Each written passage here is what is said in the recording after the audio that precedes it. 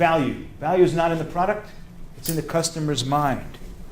Value is nothing more than a measure of how badly we want something. Our job in selling is to get the value side of the scale to outweigh the price. Too much we're going in selling what the cost of our business is, and we're not delivering the value of what we're offering to our client.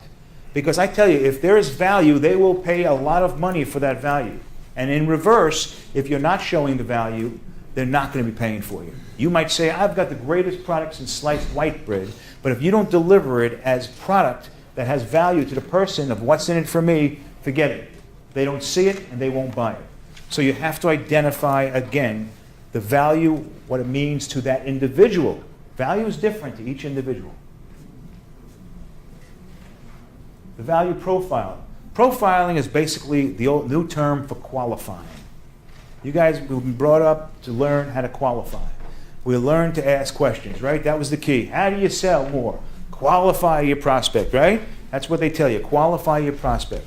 Well, it goes a little deeper today. You have to deliver the qualification of your prospect and then match it with the value of your product before you're delivering it.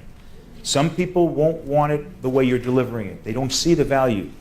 Others see it quickly.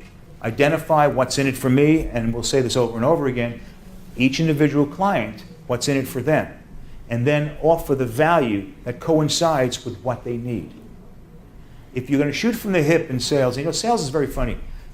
If you're an attorney, if you're a doctor, if you're in any other profession, you take courses, you take CCE credits, you take continuous education, you go to more and more learning.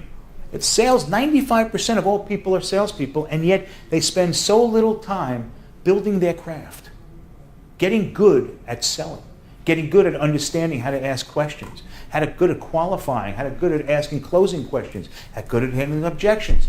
They do so little to make themselves better at this. If you guys spend time becoming excellent with these skills, you will make substantial increases in your revenue.